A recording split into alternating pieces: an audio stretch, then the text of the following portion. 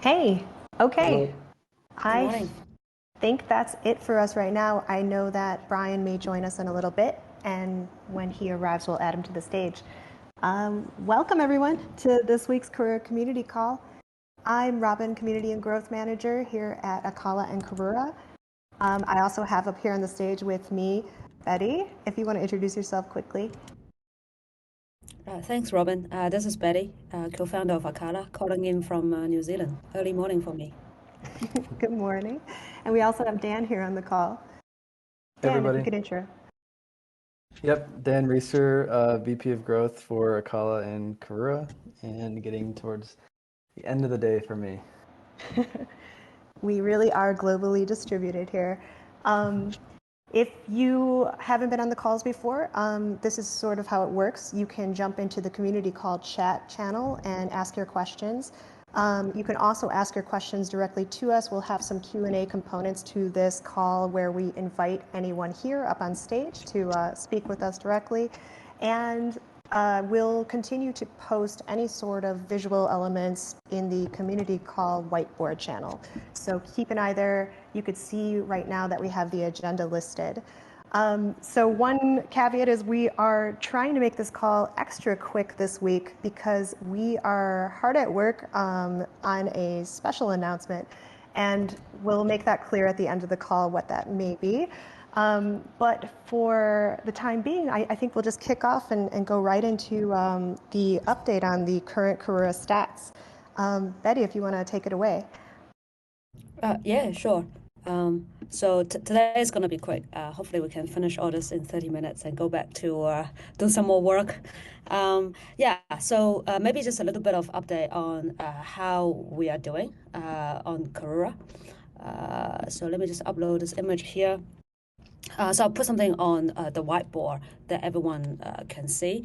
We've got a dashboard that are being built out, and once it's, we've done our testing. Excuse me, I don't have COVID. But you're protected from the screen. We're building some dashboards so that folks can actually view how the platform behaving, and also a little bit more on how the pools are operating, and also and then you can maybe do some more analysis from that point on. But we are we're on it. So this is like still internal testing, but you can see we are doing quite a bit of good TVL in terms of like the DeFi side of it. And now we're up to like 44 million TVL. And then there are about 23 million, so more than half of it is actually locked as liquidity in a DEX. This is cool because the more TVL in a DEX, the better the liquidity would be, the better slippage, the more trader there is, and then there will be more trading fees, right? I know right now everyone's very excited about all the incentive programs and looking at the incentive percentage return. Your blood is pumping. However, you have to know that this cannot go on forever, right? This is more for us, collectively to get to a certain stage that the pool is huge enough to actually sustain its operation and be attractive enough for continuous, different type of traders to use the pool so that it can generate ongoing fees for everyone who's providing liquidity going forward. And it's doing its job, because if you check the daily active user, we are almost catching up with Kusama. So active user. So we are at around 1,000 or so daily active accounts. I think Kusama is also around similar range, slightly above us, but so that just shows how many individuals and accounts are participating, and some of those probably a lot of those are arbitraging and just doing various activities to kind of in the system. So that's that. And I also have another screenshot to post that you'll be happy to see. So the second update is this chart here, the key thing there is it shows your trading volume in the last 7 days. As I mentioned last time, trading volume is an indicator. You can directly calculate how much trading fee has been generated from that. It's 185 million trading volume, and right now the fee is 0.3%. So you can do the calculation for the last 7 days.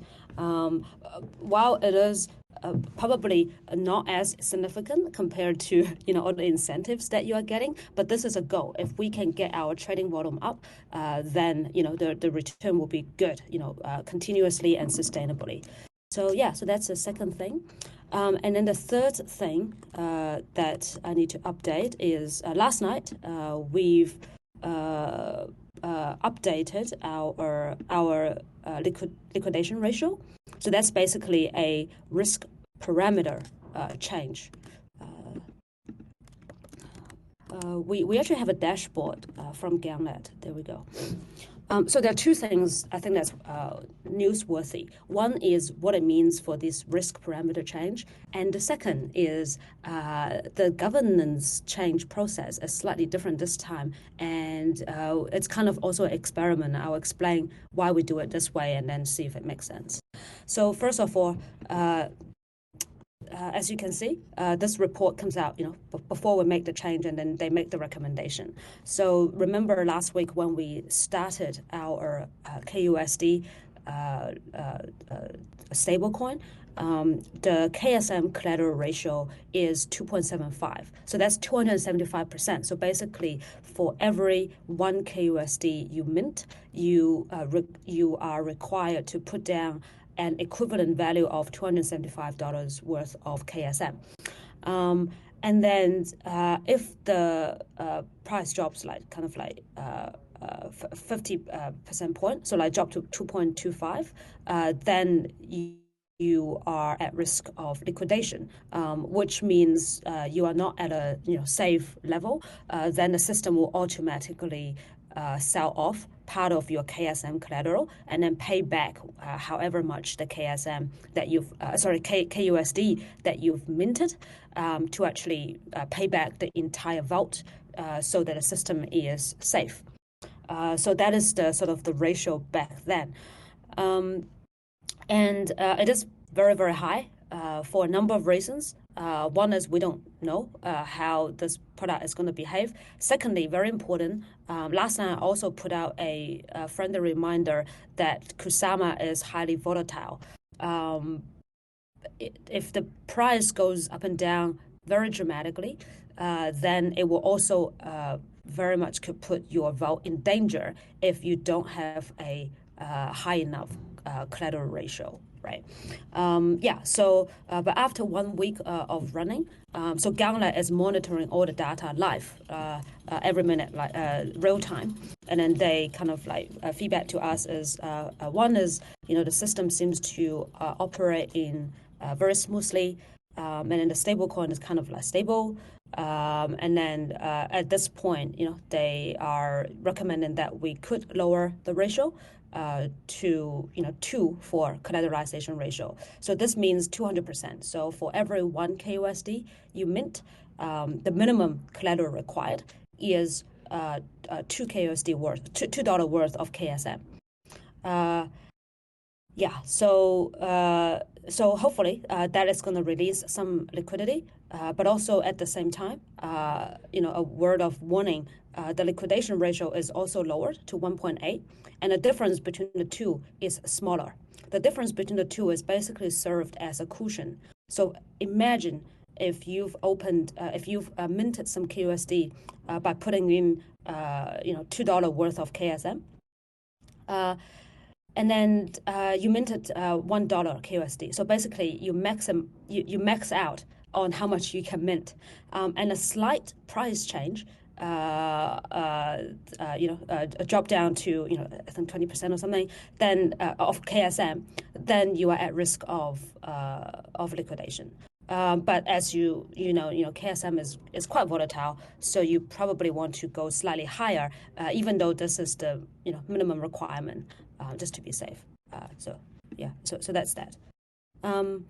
and then here is the sort of the proposal that we made. Meanwhile, one thing to mention is we are trialing out a governance tool called Poker Assembly. That's for the people in the ecosystem is probably quite familiar with it. It hasn't got all the bells and whistles that we need because we do have a customized governance process. But yeah, we'll try to use that and see how it goes. If it fits our requirement, then everyone likes to use that to kind of manage the proposal as well as discussions. As well as you can indicate whether you want to support or disapprove the proposal, then we can shift to that platform later on. So right now we're still using all the free services, like using the Discord for forum, and then just directly using the Polkadot web app for voting. So that's the current status. And then this proposal that we had last night, the details I've just explained. It's basically lowering the ratio. However, this piece of proposal went through Financial Council instead of going through a referenda. And you might wonder why, right? Shouldn't we be voting on every single thing? Well, this comes to, I guess, a balance. There's no right or wrong answer. This is more of how we want the governance to be. This is a little bit like running a country. You guys might come from all sorts of different countries in the world. I'm in New Zealand, so it's a British system where you elect a prime minister, and then the prime minister form a cabinet, which are prime ministers or like the councillors that we have on Acala or Polkadot. And then they debate about policy changes and things like that. So for regular stuff like do we spend a budget to build a bridge? Our opinion is going to be asked, but we don't need to go through a vote. For adjusting, I guess, interest rate for the Federal or the Reserve Bank, they will do their economic assessment and then make the adjustment there, mostly because individuals, we don't have the expertise to gauge the country's economic environment, and then also couldn't actually make that decision really wisely. And also, there's a second factor to be considered is, as an individual, my interest is to have as low interest rate as possible, so I can borrow more and buy a house, right? However, if you govern a country, you think differently. You think what is the best for the whole economy. So that is the sort of the difference between, there's a expertise governing the country or the protocol versus sort of individual putting their own interest into it. And then I guess there are cases where even some of these issues will be put up for a vote. I'll give you a couple of examples. You probably have your own example as well. So last year, or maybe the year before in New Zealand, the cabinet or folks who's, the councillor or the people who's making the policies, they couldn't agree on whether to legalize cannabis or not. So internally, as the governance body or the councillors, they couldn't decide. There's almost like a 50-50 split on for or against cannabis legalization. So at that point, they couldn't actually go ahead with, making any decisions. So they put out a referenda. So everybody in the country went and put in their own sort of vote for cannabis legalization. So that is a good example of how these things can adjust. So we are just basically experimenting this similar type of governance and also put some sense check there. So that's why last night this very specific ratio change was gone through the Financial Council. So that's that. If you have any questions though, just feel free to ask and have a discussion. And of course, we'll have some, referendum up for vote in the future as we move forward. But it's definitely interesting to see how this kind of governance process is taking form. I wanted to make sure that. So the last point is actually, Robin, you pointed out is the last point is you probably don't want to wake up and vote for everything every day. if we put out everything about the platform, like making a small change to, I don't know, to a name of the storage, and you have to vote on everything, and you have no idea what that even means, then it's probably pointless, right? And then it adds overhead to everybody. So yeah, it is a balance of the two. Yeah. That being said, I do want to mention that we did update our newsletter form, and I'm going to put the link in the whiteboard channel. So you can now actually sign up for alerts for when there's an active vote, not only for Karura, but for future votes that will be available on Acala when that's live. So if anyone wants to update their newsletter subscription, I definitely encourage you click that link. And if you're not subscribed yet to our newsletter, you're going to want to be, and you'll find out soon why. Right now, I want to pivot and go along the agenda because I see we have Brian, CTO founder here. And I know that we wanted to talk a little bit about LP risk mitigation. Brian, if you want to go ahead and intro yourself.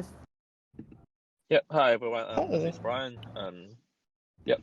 So so I would like to discuss a bit more about the LP risk mitigation. So first thing, some of you may already familiar with this topic. Like if you may already become a liquidity provider for other similar DEX protocols, then well, I guess you are all set. But I guess some of you are just very new to this area, just first time become LP, and not sure how the number goes up and down, and sometimes looks like you are losing money, sometimes looks like you're making money, but things are a bit different than, say, for example, simply holding a single token or holding a pair of tokens. So yes, this is something I'd like to share a bit more about it. So firstly, everything, well, there's obviously become LP, there's some rewards, and you're getting the trading fees. There's additional incentive programs for that. But most of the time, rewards means risk as well. Risk sometimes means rewards. So this, so this also applies here. That become LP. That means you do have some risk involved there. While you'll be earning the trading fees people will make. Then there's also people call impermanent loss to become LP. Some people call it temporary loss. So it's basically, if market is moving in one ways up or down, either ways, then the liquidity providers could potentially have some loss in the position. But if the market goes back, and then your loss will be recovered, and then you end up with additional fees in your position. So this is also highly depending on the trading pairs you're supplying the liquidities. For example, for kUSD and KSM trading pair, they might be subject to higher impermanent loss just because the price correlation between USD and KSM. Like you probably know, KSM price is quite volatile. It's like up to 600, like down to, I don't know, 1 something, and then go up to 2 something now. So yeah, it changes a lot. So this obviously means this in short term there's a quite large risk factor. But so on the other hand, for peers like KSM, KR, while this one is like rather new trading pair, we don't have a lot of historical data, so this is just probably my personal opinion. But I think this is slightly less volatile compared to trading pair with stable coins. So this should have less risk, but again, this is just my personal opinion. So it's probably up to you to decide if you want to actually become LP, or for example, if you accept zero risk, well, then you probably should just hold your fiat. But again, that's on that. It's another form of risk, which I don't want to discuss. But if you're holding only KSM, this is another form of risk. So it's just a different profile set. Like if you want, some people choose to only hold crypto. Some people choose hold only, like say, 10% portion of the net worth as a crypto. Some people choose 50-50. So become LP is somewhat in the similar sense that you're basically having holding two tokens, 50-50 ratio, while at the same time having earning trading pairs. And then once market goes up, you earning will be less than actually holding 50-50 ratio, but when the market goes down, your loss will be less than holding 50-50 ratio. So it's just different profiles that might be suitable for some people, but less for others. So this is actually not a very new topic here, because similar liquidity providers already exist for years. There are a lot of existing research and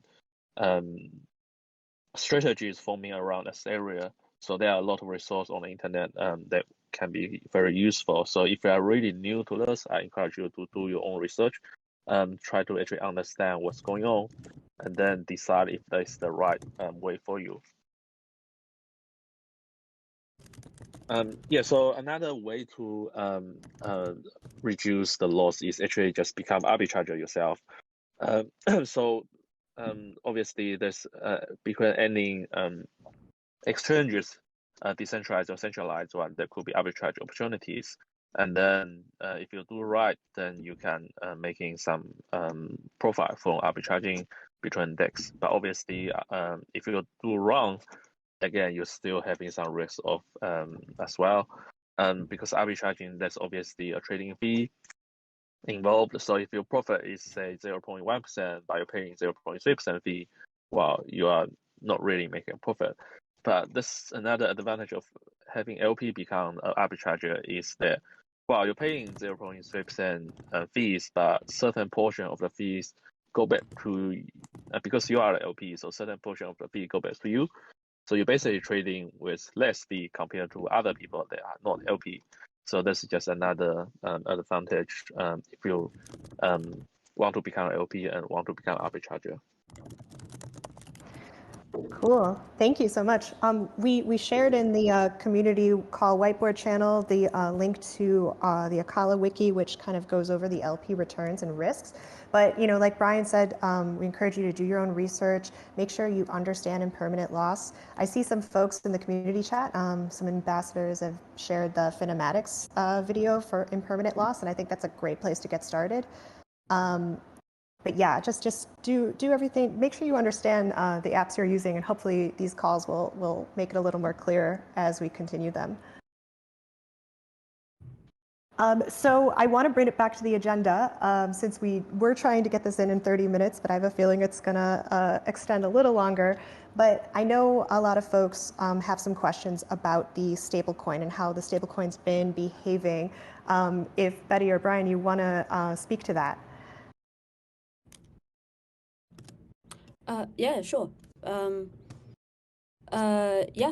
mean, I think when we first launched kUSD last week, and then together with the liquidity program and also the DEX bootstrapping, there's a huge rush into kind of like providing liquidity for the kUSD and KSM pool. And I think at the initial, 24 hours or so, the kUSD is trading above $1. kUSD is meant to like peg to $1, and it's 1-to-1 to the US dollars. And sometimes it go off peg, but we anticipated that it's going to be like that initially because there's going to be a huge demand of kUSD for providing liquidity, etc. However, at the same time, there's limited supply, especially we had a really high liquidation ratio to start with, those 275% that you saw I just presented. So those two things, it kind of like gouges on the supply and demand of kUSD. And if there's more demand than supply, then it goes slightly above the peg. We internally we had discussions on we have multiple different type of mechanism to be able to kind of encourage or discourage supply and demand to adjust those pegs. And at the same time, we also we also realized there's some arbitrage opportunities there. And then before we even go out and hinted the community, I think someone already figured it out themselves. There's arbitrage opportunities for KSM there. and after that point, I realized there's some activities going on in the DEX, doing some trading, and then going off, and then doing some arbitraging, and then over the weekend, I think the peg has become quite stable. Of course, it's still very, very early, very, very youngish for the dollar. So I think as we have more liquidity, more supply for the supply side for the kUSD, things will go better. We're still at sort of like a baby stage right now, and obviously one of the important steps to continue to push up kUSD is LKSM. We don't have time to go through details there, but I think maybe next week or so we can go into a little bit more detail. So now we have a product called LKSM Lite. LKSM is dependent on the cross-chain messaging (XCM) provided by the Parity team and Polkadot technology. And right now it's taking way longer than we anticipated. So we kind of like created a new product called we haven't decided the name, but it's right now it's called LKSM Lite. It's a version so that we can actually go to market slightly faster. But obviously there's caveats and also various design decisions being made that may affect the risk factor. So I think once we've got a bit more time next week or so, we can go into details and then have a bit of discussion there. Yeah. Cool. Well, since we are running a little short on time, I wanted to open up the Q&A here. If you wanted to ask a question to the team, please go ahead and raise your hand and we'll invite you up on stage. Right now, I'm going to invite a few folks to the stage to speak, if you want to just accept the invite. And while I'm doing that, I'm going to take a look in the chat because I know we have a few questions that have been written out in text. So once LKSM is live, we have a community member asking, once LKSM is live, what would be the incentive to stay in the KSM kUSD pool as opposed to taking advantage of LKSM? When you're given a choice, you could do both, I guess. If the number works for you, So certainly we anticipate there will be economically there will be more sort of desire to hold LKSM because you don't lose your yield from staking, and then you can do everything else. For example, providing liquidity, mint kUSD, and also trade, right? So we anticipate the LKSM and kUSD pool is going to be way bigger than we currently is.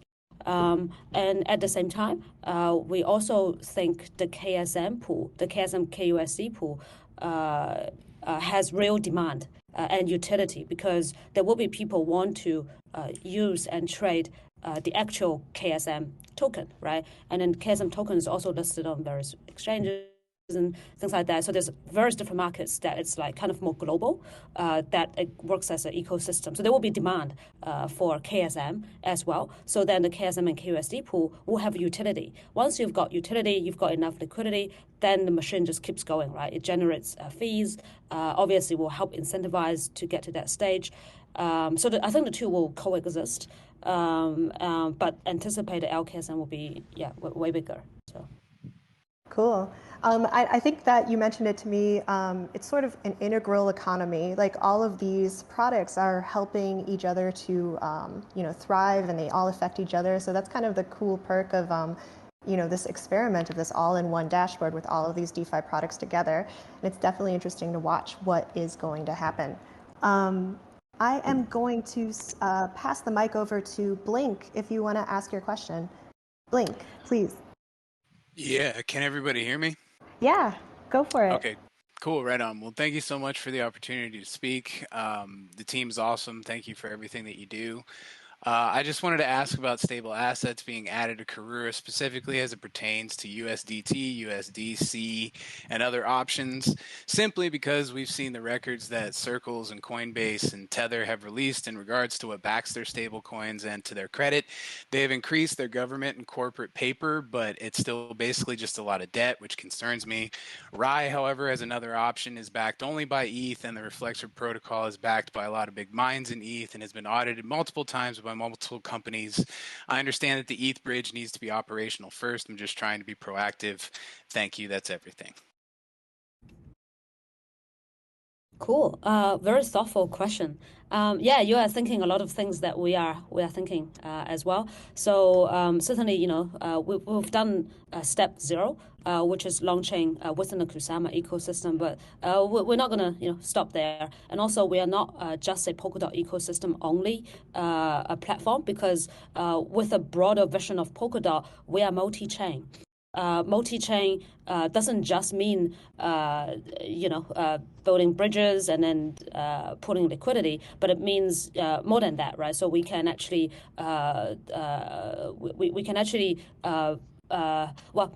multi-chain and Polkadot is like multi-parachain, right? So I think for Acala, as the DeFi hub in the ecosystem, obviously we're going to connect to all the parachains. So and then pull all the liquidity from all the parachains together, so we have a more sound, sort of system. Then a lot of activities there, but we actually have to go beyond that. So you mentioned a number of other ecosystems, so we're actually working on all of those that you mentioned, and just working our way through to prioritize connecting to the bigger liquidity platform, and then work our way down.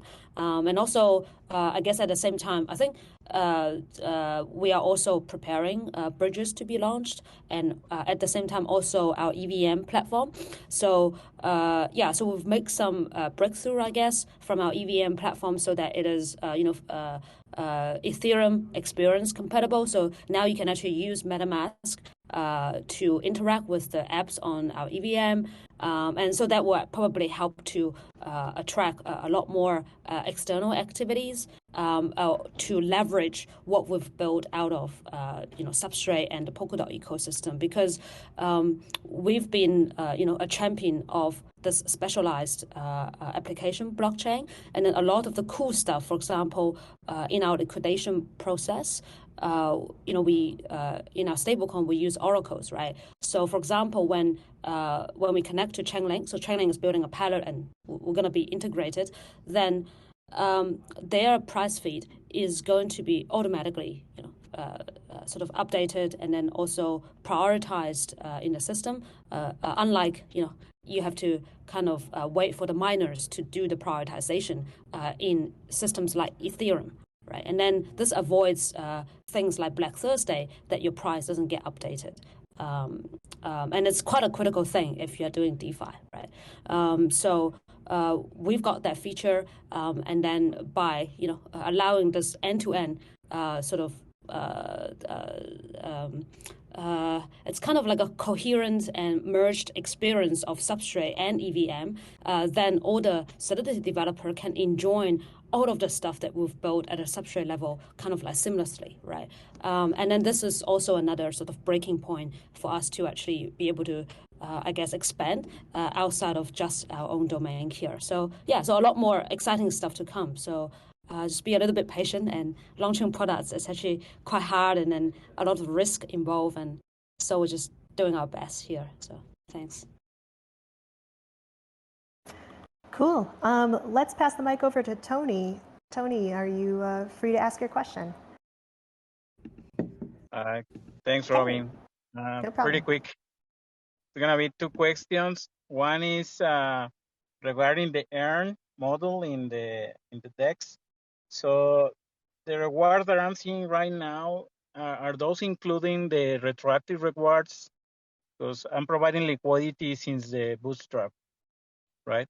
That is one question. You mean for the KSM KAR pair? Correct. Yes. For the retro rewards that we will at later stage. We currently work very busy and getting things launched, but at later stage when we got some time, we were going to run some numbers, calculate how much rewards everyone will be getting, and then we will just airdrop you the rewards you should be getting. So yeah, just be patient and wait, and then you will see your rewards later. Okay, got it. Brian, And the second question is, sorry, go ahead. Real quick, Brian, those will go directly into their reward balance where there's the claim button, or will that go into the distribution program tab?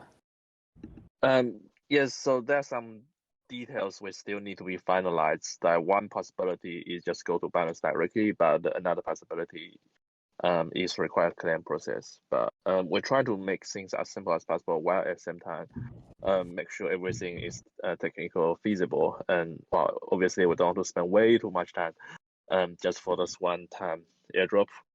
So yes, there's some details still need to be finalized, but there should be more details coming out in later weeks. Yeah, okay. Yeah, thanks for clarification. And the second one is, so how about the price of the liquidity token? So I have 33 tokens, but I cannot see the value neither in the dashboard or in the earn. So I don't know if you're gonna fix that, or how do I calculate what is the value? Currently we do have an issue on the main dashboard. It's not showing the assets that in the staked LP tokens in the session. We're aware of this issue, and we're working on a fix to have the main dashboard including everything. Okay. Thank you very much. Thank you. And I want to point out too that a lot of the UI fixes and improvements, they come directly from the community. So we definitely always encourage you guys to flag any issues or concerns up to us, and we'll try to make it happen. Yeah, sorry, one point on that is like this UI is just a reference implementation that as a middleware to use the platform that we created, which is the Acala, well, the Karura blockchain and also the Karura protocols, right? So on the blockchain, everything is open. And then we try to provide as much information as possible so that you can verify all the information independently. And there's also API and SDK. Supposedly, with the reference UI out, folks can actually build their own stuff without 100% rely on this one single application. This is the whole point, right? Decentralization means Facebook doesn't just own the app. Anyone can build the app to actually talk to their friends without actually, Facebook could just cut you off halfway through your conversation just because of you say something. So the same thing applies here. Our app, because we are very early, so that's why we built the app so that people have a place to actually interact with the chain. But hopefully over time, this is not the only source for you to interact with the chain. We try to show you how to check things on the Polkadot web application.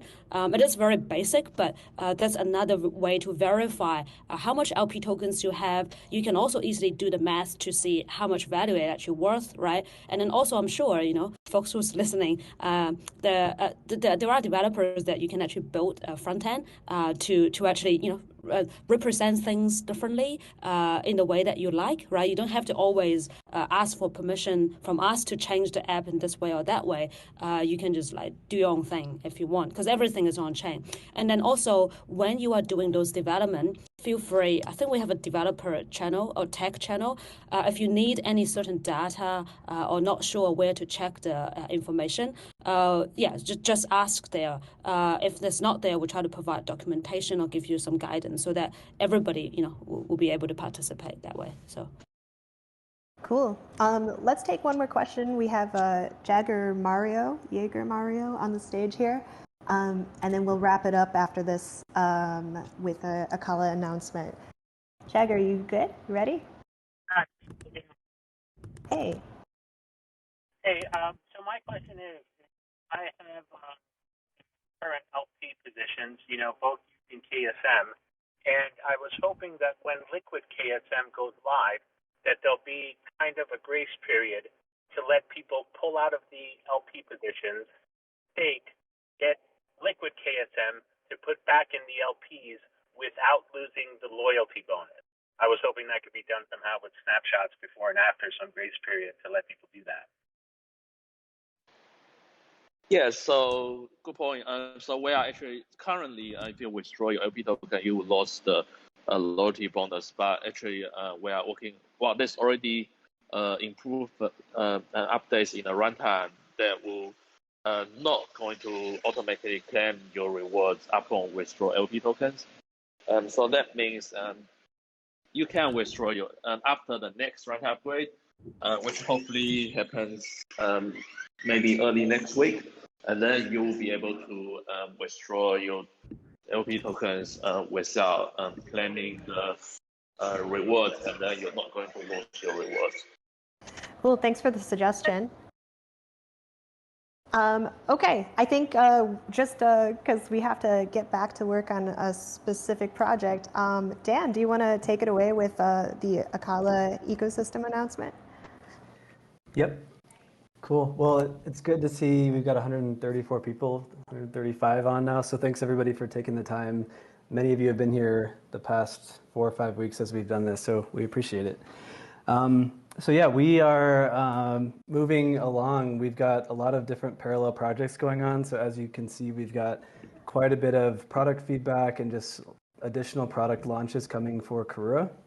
And at the same time, we're going to be hosting an event tomorrow, which will provide a link. I think Robin has a link that she can share in the chat. And this event tomorrow is to kick off our next kind of network ownership event for Acala. So Build Acala 2, called Ready the Treasury, is going to be beginning very soon. So we'll be rolling out all the details in a kind of a web page starting pretty soon after this call. And registration will be first come, first serve. So this is definitely something to add to your calendars for Sunday at 1 p.m. UTC. So registration will begin Sunday, and like I said, will be first come, first serve.